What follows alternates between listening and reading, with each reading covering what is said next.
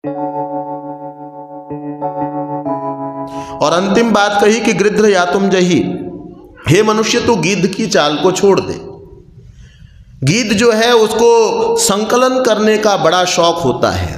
आप थोड़ी सी कल्पना करें, पशु पक्षियों की कुल संपदा कितनी होगी। जैसे हम लोगों की संपदा है ना, किसी के पास 10 लाख, किसी की 10 करोड़, किसी की 10 अरब, किसी की और 10 खरब। तो हमारी कुछ संपदा है, उसकी हमारी सबकी कुल मिलाकर के कुछ संपदा है ना, 50 खरब हो कि 50,000 खरब हो, जो जितनी भी हो। अच्छा, पशु पक्षियों की कुल संपदा कितनी होगी आप कल्पना कीजिए। और वो मनुष्यों से घट करके कितनी होगी, उनकी संख्या हमसे ज़्यादा है या कम है। पशुओं की, पक्षियों की, कीड़ों की, मछलियों की, जलचरों की, थलचरों की, सबकी संख्या हमसे ज़्यादा होगी या कम होगी, हमसे ज़्यादा होगी। और उनकी संपदा कितनी होगी, कुल संपदा। उनकी संपदा क्या है, जो उनकी चीज़ है कभी भी काट के ले आओ। बंदर जंगल का है, आप काट करके ले आओ।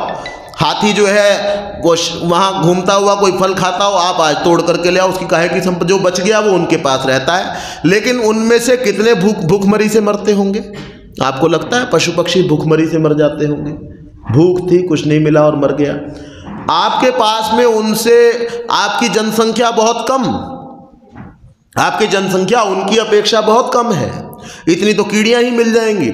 और जनसंख्या कम होते हुए संपदा बहुत ज़्यादा उनसे। हमको बांट करके खाना नहीं आता। हम समझदार अपने आप कहते, दुनिया का सबसे बुद्धिमान प्राणी कौन? बोले मैं कौन भाई? मैं मनुष्य, मैं दुनिया का सबसे बुद्धिमान प्राणी हूँ। और वो सबसे बुद्धिमान प्राणी जिसके पास भरपूर संपदा थी, उसको वो संपदा जो है बांट करके खानी ही नहीं आई।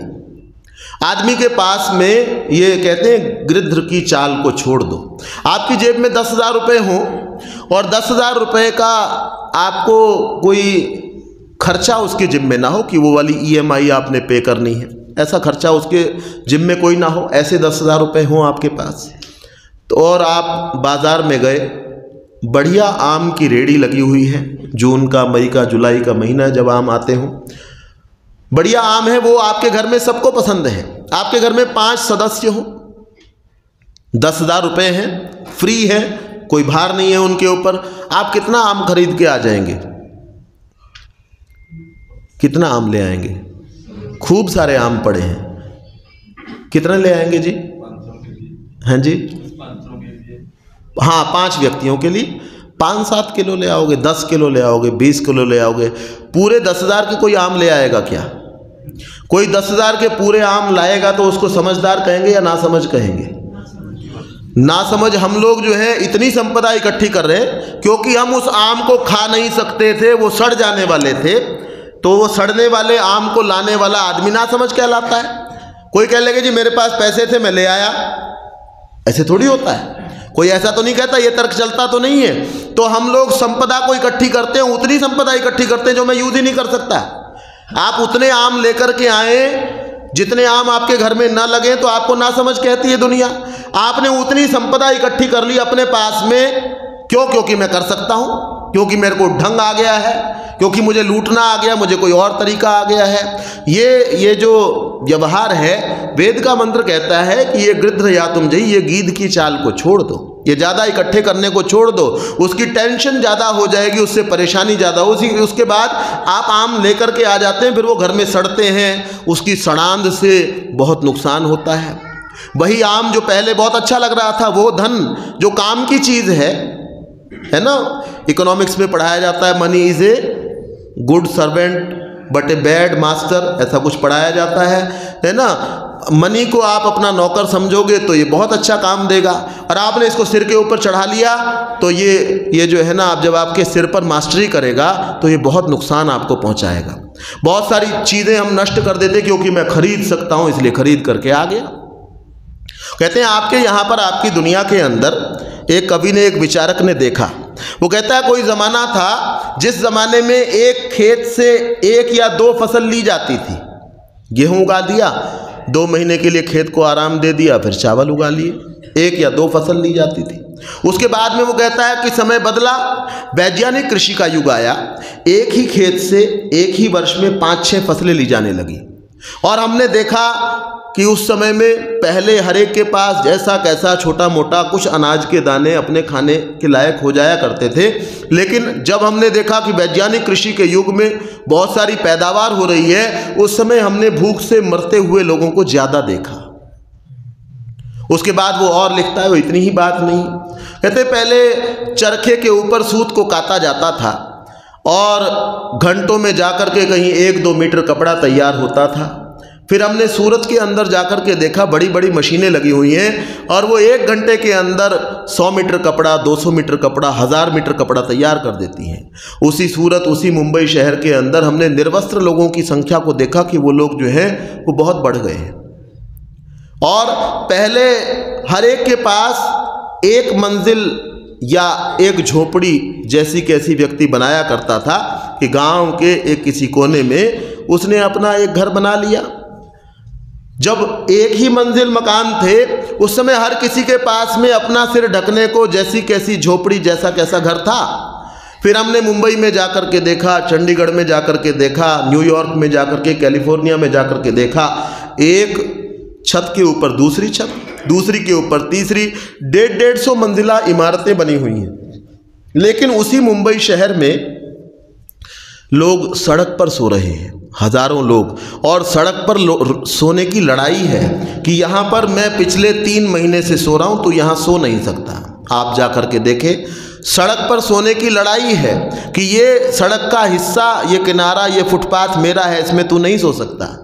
जब 150 मंजिला इमारतें हो गई हैं और उस सड़क पर सोते हुए आदमी के ऊपर कोई सलमान खान साहब आते हैं गाड़ी चलाते हुए और उसके ऊपर से गाड़ी निकाल करके चले जाते हैं, आदमी मर जाता है। 100 उनके खिलाफ गवाह हैं और उन 100 गवाहों में से 99 की मृत्यु हो जाती है, एक पागल करार दिया जाता है और वो बाइज्जत बरी हो जाते हैं। तो ये आपके यहाँ की कहानी है कि जब 150 मंजिल इमारत हुई तो आपके यहाँ फुटपाथ पर सोने वाले लोगों की संख्या बढ़ गई। तो विचारक कहता है भाई ये हो क्यों रहा है?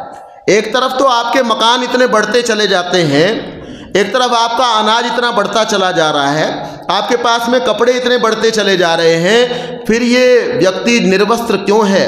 ये व्यक्ति बिना मकान का क्यों है? ये व्यक्ति जो है ना बिना खाए पिए क्यों है? तो वो कहते हैं कि ये मेरी और आपकी गीध वृत्ति के कारण से है, संकलन की वृत्ति के कारण से है। एक पूर्व मुख्यमंत्री थी, नाम मैं नहीं ले रहा हूँ, मृत्यु हो चुकी है अब उनकी। तो उनके घर में इनकम टैक्स का छापा पड़ा और छापा पड़ा तो उनके घर में केवल मात्र 10,000 साड़ियाँ थीं। 10,000 साड़ियाँ थीं, 75 जोड़ी सैंडल थे, शायद ज़्यादा रहे हों, है ना, कुछ ले दे करके कम लिखवाए हों, है ना, और सोने का कोई ठिकाना नहीं। और उसके बाद उनको नाराज़गी भी थी कि मेरे घर किसने छापा डलवा दिया। तो ये जो मेरी और आपकी, मैं ये सोचता हूँ हमारे तो 10 कपड़े हों, हमको याद नहीं रहते भैया कौन कौन से हैं। कई दिन में कोई दिखाई देता है तो अरे ये भी मेरे पास में था, इसको भी पहन लिया जाए। 10,000 साड़ी को आदमी कैसे याद रखता होगा? उसमें से कोई आने जाने वाला, काम धाम करने वाला 1000 निकाल के चला जाए और दूसरी 1000 टांग के चला जाए, कैसे याद रहेगा? क्यों जी, किसी को याद रहेगा 10,000 साड़ियाँ कौन कौन सी हैं? कब पहनेगा आदमी उनको? 10,000 साड़ी को आदमी कब पहने, कैसे पहनेगा? और आगे भी कोई ना कोई गिफ्ट करके जाता होगा। तो ये मेरी और आपकी जो संकलन की, संचय की, ज़्यादा से ज़्यादा इकट्ठा कर लेने की जो वृत्ति है, ये वृत्ति जो है ये हमारे समाज में के अंदर जो विघटन हो रहा है, बहुत सारी बीमारियों का बहुत बड़ा कारण क्या है? मेरे और आपके संचय की प्रवृत्ति है। ऋषि दयानंद लिखते हैं सत्यार्थ प्रकाश के अंदर, मनुस्मृति का उदाहरण देते हैं कि धर्म एव हतो हंति धर्मो रक्षति रक्षितः तस्मात् धर्मो न हंतव्यो मानो धर्मो हतो वधेत। कि धर्म जो है अगर आप उसकी हत्या करते हैं तो वो मारा हुआ धर्म आपको मार देता है, और यदि आप धर्म की रक्षा करते हैं तो वो रक्षा किया हुआ धर्म आपकी रक्षा कर देता है। हॉलैंड का एक गरीब किसान था। ये जो बात मैं आपको कह रहा हूँ ये काल्पनिक बात नहीं है ना, कई बार कल्पना से भी कुछ कथाएं बना ली जाती हैं, ये वास्तविक बात है। आप चेक करेंगे, कुछ को पता होगा, नहीं पता होगा तो आप चेक करेंगे, आपको प्राप्त हो जाएगी। तो हॉलैंड का एक गरीब किसान था, उसका नाम था फ्लेमिंग। और फ्लेमिंग जो है एक दिन शाम के समय अपने खेती के औजारों को साफ करके और अपने हाथ पैर धो रहा था। उस समय में उसको किसी बच्चे की रोने धोने की आवाज़ सुनाई दी। तो जिधर से आवाज़ आ रही थी वो सब कुछ छोड़ करके उधर भागा और उसने देखा कि वहाँ दलदल के अंदर एक बच्चा जो है वो धंसा चला जा रहा है। आप जानते हैं दलदल से जितना निकलने का प्रयास करो आदमी को वो उतना अंदर खींचता है। वो निकलने का प्रयास कर रहा है, अंदर जा रहा है। इसने अपनी परवाह न करते हुए, ये वहीं का रहने वाला था, उसको पता था कैसे प्रयास किया जाए जिससे बच्चा भी बाहर आ जाए, मैं भी बच जाऊं। तो प्रयास किया और वो बच्चा बाहर आ गया। बाहर आते ही इन्होंने कहा बेटे नहा लो, मैला कुचैला हो गया था, दलदल में था, नहा लिया। अब कहने लगे बेटे तुमको अपने घर का रास्ता पता है? बोले हाँ जी पता है। बेटे चले जाओ। चला गया। इसको लगा कि बात खत्म हो गई, लेकिन बात समाप्त नहीं हुई थी। अगले दिन उस बच्चे जैसा दिखने वाला एक व्यक्ति और एक बहुत लंबी गाड़ी, उस गाड़ी में से राइट हैंड साइड से वो व्यक्ति बाहर निकला जो उस बच्चे जैसा दिखाई देता था, शायद उसका पिता था, और बाईं ओर से वो बच्चा बाहर निकला और ये आकर के किसान को कहने लगा कल आपने मेरे बच्चे को, ये जो बच्चा साथ में है मेरे, इसको बचाया था। बोले हाँ जी बचाया था। बोले मुझे ऐसा लगता है कि आपके पास धन कुछ कम है। बोले हाँ ऐसा ही है, लेकिन पर्याप्त है। तो मैं ये चाहता हूँ कि आप मुझसे कुछ धन ले लें। क्यों ले लें? इसलिए ले लें क्योंकि आपने मेरे बच्चे को बचाया, मेरे पास में धन है और मैं आपको दे सकता हूँ। तो कहने लगे जी मैं आपसे धन नहीं ले सकता हूँ। तो वो कहने लगे ऐसी क्या बात है? मैं अपने आप आपको ऑफर कर रहा हूँ, आपने मुझसे मांगा नहीं है, मैं आपको खुद देने के लिए आया और मेरे पास पर्याप्त है, मैं दे सकता हूँ। आपने मेरा इकलौता बच्चा है, आपने इसको बचाया है, तो मेरा कर्तव्य बनता है, मुझे कुछ करना है। बोले मैं ये ले ही नहीं सकता। क्यों नहीं ले सकते? कि आज मैंने अगर आपसे पैसे ले लिए, आज तो मैंने जो काम किया, कल आपके बच्चे को बचाया, ये मैंने अपना कर्तव्य समझ के किया कि कहीं कोई भी व्यक्ति संकट में हो तो उसको बचाना ही चाहिए। लेकिन आज मैंने आपसे पैसे ले लिए क्योंकि आप देने आए हुए हैं और आपके पास देने को हैं, तो हो सकता है उसको लेने के बाद मेरे दिमाग में कुछ लालच आ जाए। अगली बार कोई बच्चा, यहाँ तो बच्चे खेलने कूदने आते हैं और ऐसी स्थितियाँ बन जाती हैं, अगली बार कोई बच्चा जब ऐसे ही धंस रहा होगा, मैं उसके चेहरे की ओर देखूंगा और अगर वो मुझे लगा कि शायद ये गरीब परिवार का लगता है, तो मैं सोचूंगा कि ये इसके पिता, इसके माँ, इसके भाई कुछ दे करके नहीं जाएंगे। हो सकता है मैं उसको बचाने में बचूं, न बचाने के लिए जाऊं, क्योंकि ये जो लालच आप मेरे मन के अंदर डाल करके जाएंगे, पैसे तो एक तरफ हैं, लेकिन हो सकता है मेरे दिमाग में ऐसे विचार आ जाएं, तो इसलिए मैं ये धन जो है वो आपसे ले नहीं सकता। तो हाँ, मुझे कभी कोई ज़रूरत होगी मैं देख लूँगा। अब जो व्यापारी लोग हैं, राजनीतिज्ञ हैं, ये कई तरीके से बात किया करते हैं, कई तरीके से बात की, उसने बात मानी नहीं तो ये दोबारा मायूस होकर के बैठने लगे। इतनी देर में किसान का लड़का जो है झोपड़ी से खेलता हुआ बाहर आया। इसने फिर बाहर निकल करके फिर बात शुरू की। कह लगे जी एक बात और करनी थी। अब क्या रह गया? अब ये था जी, ये जो आपका बच्चा है, जैसे आपके संस्कार इतने अच्छे हैं, है ना, कि आप किसी का सहयोग करना चाहते और कुछ लेना भी नहीं चाहते, कितने अच्छे आपके संस्कार हैं, कितने अच्छे विचार हैं, तो आपके बच्चे के अंदर भी कुछ ना कुछ ऐसे अच्छे विचार होंगे। तो मैं ये चाहता हूं कि आपका बच्चा मेरे बच्चे के साथ उसके ही स्कूल में पढ़े और उसका जो व्यय होगा मैं कर दूंगा। इसमें अगर आपको आपत्ति ना हो, इसमें मुझे ही लाभ है, मेरा बच्चा भी जब आपके बच्चे के साथ रहेगा तो अच्छा बन जाएगा। तो किसान को ये बात कुछ समझ में आ गई। अब ये दोनों बच्चे एक विद्यालय के अंदर पढ़ने लगे। किसान का बच्चा बड़े होकर के बना, उसका नाम हुआ अलेक्जेंडर फ्लेमिंग। शायद आपने नाम सुना हो। कौन है जी? ये पेनिसिलिन के आविष्कारक हैं। और ये जो बच्चा जिसको दलदल से बचाया गया था, बड़े होकर के इसका नाम क्या हुआ? विंस्टन चर्चिल इनका नाम हुआ, है ना। और ये कहाँ के प्रधानमंत्री हैं जी? हाँ जी, रहे हैं पुराने। तो बड़े होकर के विंस्टन चर्चिल फिर दोबारा बीमार हो गए और इस बच्चे ने, जो बड़ा हो चुका था, डॉक्टर बन चुका था, इसने जो इंजेक्शन का आविष्कार किया था उससे दोबारा से उनको बचाया जा सका। उनकी मृत्यु विंस्टन चर्चिल की दोबारा से नहीं हुई। तो धर्म एव हतोहंति, पहले धर्म का पालन जो है वो किसान ने किया, उसके बाद धनी व्यक्ति ने बच्चे को पढ़ा करके किया और उसके बाद दोबारा से चर्चिल की जो है उसको मृत्यु से बचाया जा सका। तो हम लोग यदि धर्म करते हैं, किसी का सहयोग करते हैं, किसी को कुछ देते हैं, तो सृष्टि के नियम ऐसे हैं कि वो गोल घूम करके दोबारा हमारे पास आता अवश्य है। तो इसलिए मुझे और आपको सहयोग जो है वो अवश्य करना चाहिए। एक अमेरिका के अंदर मॉडर्न रिव्यू नाम की पत्रिका निकलती है और उस पत्रिका के अंदर एक बार एक लेख निकला हुआ था जिसका शीर्षक था द सेवेज करके। सेवेज का अभिप्राय होता है जंगली व्यक्ति। तो वो लिखता है लेखक कि मैं एक बार दक्षिण अफ्रीका के जंगलों में गया हुआ था और मैंने एक ऐसे परिवार को देखा जिस परिवार के अंदर 2-3 दिन से भोजन को कुछ नहीं उनको प्राप्त हुआ था। जंगल में रहने वाले थे, जंगल के सामान को ले आया करते थे, वो मांसाहारी लोग थे, उनको मांस भी कुछ शिकार करके प्राप्त नहीं हुआ था। 3 दिन के बाद उनको कुछ प्राप्त हुआ और प्राप्त हुआ तो घर के मुखिया ने आग जलाई, आग के ऊपर उस मांस को पकाने के लिए रख दिया।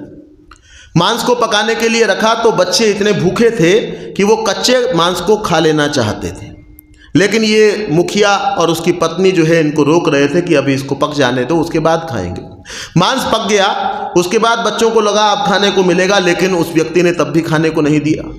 उसके बाद वो अपनी झोंपड़ी से बाहर आ गया और वो कहता है दक्षिण अफ्रीका के जंगल में खड़े होकर के, जहाँ पर कोई व्यक्ति नहीं था, दूर दूर तक दिखाई नहीं देता था, उसने बहुत ज़ोर से आवाज़ लगाई कि आज हमारे पास खाने को भोजन है, अगर कोई भूखा हो तो हमारे साथ आकर के भोजन ग्रहण कर सकता है। उसकी आवाज़ बहुत ऊंची थी। एक दिशा के अंदर आवाज़ लगाई, दूसरी में आवाज़ लगाई, तीसरी में और चौथी में आवाज़ लगाई। लेखक लिखता है कि उसकी आवाज़ इतनी ऊंची थी शायद वो जैसे सारे दक्षिण अफ्रीका को वो सुना देना चाहता है। जब कोई नहीं आया तो चारों ने मिल कर के, बच्चों ने, बड़ों ने मिल कर के उस मांस को खा लिया। वो लेखक लिखता है कि ये व्यक्ति जंगली है, उसको हम कहते हैं जंगली है, जंगल में रहने वाला है, असभ्य है, इसको पहनना नहीं आता है, इसको बैठना नहीं आता है, इसको उठना नहीं आता है, इसको सोना नहीं आता है, ये असभ्य व्यक्ति है, ये जंगली व्यक्ति है। वो कहता है ये आदमी जंगली है या हम लोग जंगली हैं जो हमेशा एक दूसरे के हिस्से को छीनने का, दूसरे को कम से कम देने का, अपने पास ज़्यादा से ज़्यादा रखने का, किसी भी तरीके से ज़्यादा रखने का प्रयास करते रहते हैं। रविंद्रनाथ टैगोर लिखते हैं, वो कहते हैं कि मैं गली गली और गांव गांव भिक्षा मांगता हुआ चला जा रहा था। एक गांव में भिक्षा में मांग चुका था और दूसरे गांव को जोड़ने वाली मुख्य मार्ग पर, मुख्य सड़क पर मैं चल रहा था। चलते हुए उस मुख्य मार्ग पर चलते हुए मुझे ऐसा लगा कि सामने इस सड़क के ऊपर कोई रथ आ रहा है। मैंने उस मार्ग पर, उस सड़क पर कभी पहले रथ को चलते हुए नहीं देखा था, तो मुझे हैरानी हुई, भाई इस मार्ग पर, यहाँ पर गांवों के बीच में रथ कहाँ से आया। तो मैं हैरानी से उसको देखता रहा। वो रथ जब थोड़ा और आगे आया तो मुझे ऐसा लगा कि ये रथ चमचमा रहा है, चमक रहा है। रथ और आगे आया, मुझे लगा ये तो सारा रथ सोने का लगता है और इसके ऊपर जो व्यक्ति बैठा हुआ है उसके कवच सोने के हैं, उसके कुंडल सोने के हैं, पहिया सोने का है, तलवार सोने की है, तो सारा ही सोने का है। मैं मन में विचार करने लगा, अरे तू तो याचक है, तू तो मांगने वाला है, आज कहीं कुछ ऐसा हो जाए कि ये व्यक्ति जो है मुझे दान कुछ करके चला जाए तो कमाल हो जाए। वो रथ मेरे पास आता हुआ थोड़ा धीमा होने लगा। मुझे लगा कि ये शायद मेरे पास आके रुक सकता है और मैं इससे ज़रूर कुछ मांगूंगा। जो ऊपर से नीचे तक सोने से लदा हुआ व्यक्ति है वो तो सोना ही देगा ना, वो और चीज़ कहाँ से देगा। तो शायद आज मेरा भाग्य खुलने वाला है, भगवान ने मेरी बात सुन ली। रथ वाकई मेरे पास में आकर के वास्तव में रुक गया और रथ सवार जो है वो वहाँ से उतर के मेरे ठीक सामने आकर के खड़ा हो गया। मैं ये विचार कर रहा था कि मैं इसके कवच मांग लेता हूँ, मैं उसके कुंडल मांग लेता हूँ, इसके बाजूबंद मांग लेता हूँ, या इसका पूरा रथ ही मांग लेता हूँ। ये मैं अंदर पसोपेश में संदेह की अवस्था में था, क्या मांगूं, कि इतनी ही देर के अंदर उस सोने से लदे हुए व्यक्ति ने अपना हाथ मेरे आगे फैला दिया और कहा कुछ दान करो। मैं सक पका गया। मैं लोगों को कहा करता था, जब दान मांगने जाया करता था तो कहा करता था कि रहीमन वे नर मर चुके जो कहूँ मांगन जाए, कि उन लोगों की मृत्यु हो गई जो अपना पेट भरने के लिए कहीं मांगने के लिए जाते हैं, उन व्यक्तियों की मृत्यु हो चुकी है। और साथ में एक और बात कहा करता था कि तिन से पहले वे मरे जिन मुख निकसे नाए, और उनसे पहले उनकी मृत्यु हो जाती है जिनके मुंह से ऐसे भूखे को जो मना कर देते हैं, भाई मेरे पास कुछ नहीं, चला जाए यहाँ से, वो पहले मर जाते हैं।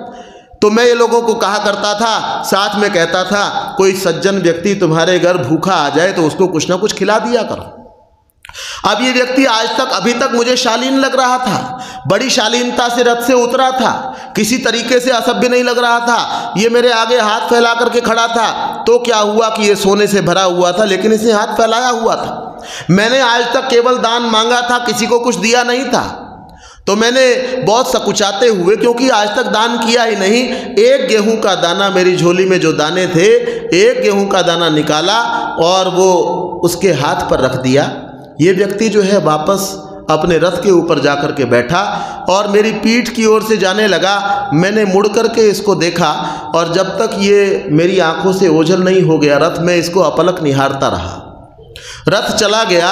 अब मैं अपने आप को काफ़ी ठगा हुआ महसूस कर रहा था। मैंने कहा आज हुआ क्या मेरे साथ में कि सोने से लदा हुआ व्यक्ति आया और मुझे कुछ दे करके नहीं गया, उल्टा मांग करके चला गया, क्या हुआ मेरे साथ। और मुझे एक बात और लगी, शायद मेरी किस्मत के अंदर आज कुछ और दान मिलना नहीं है, आज कुछ और तुझे मिलने वाला नहीं है। तो मैं अपने घर चला गया। घर जा कर करके अनमने मन से मैंने बटलोई के अंदर, मैंने थाली के अंदर जो मांग करके लाया था अनाज के दाने, उनको निकाला तो मैंने देखा कि एक दाना जो है वो सोने का हो चुका है। मैंने अपने माथे के ऊपर हाथ मारा, अरे मैंने सारे के सारे दाने जो हैं वो दान क्यों ना कर दिए। अब कोई व्यक्ति कहता है जी दान ये जो है ना, ये कभी लोग कल्पना किया करते हैं, ऐसे किसी का गेहूं का दाना सोने में नहीं बदलता।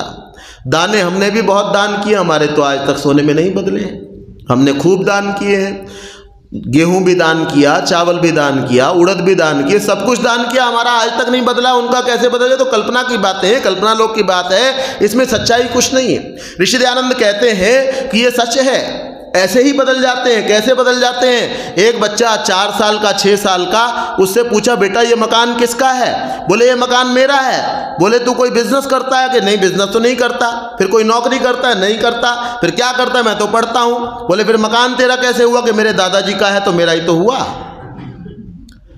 एक बच्चे का ऋषि दयानंद लिखते हैं, एक व्यक्ति अपने धन का सदुपयोग करके जाता है, उसका जन्म जो है वो धनवान परिवार के अंदर होता है। और दूसरा बच्चा जिसने अपने धन का सदुपयोग नहीं किया है, उसका घसियारी माता के यहाँ जन्म होता है और वो जब दूध के लिए रोता है तो उसको घूंसा थपेड़ा पड़ता है। दूसरा बच्चा जब दूध के लिए रोता है, जो धन का सदुपयोग करके गया है, उसका जन्म जो है वो संपन्न परिवार में होता है। जब वो दूध की इच्छा करता है तो मिश्री और इलायची डाल करके बढ़िया दूध बना करके उसके सामने प्रस्तुत किया जाता है।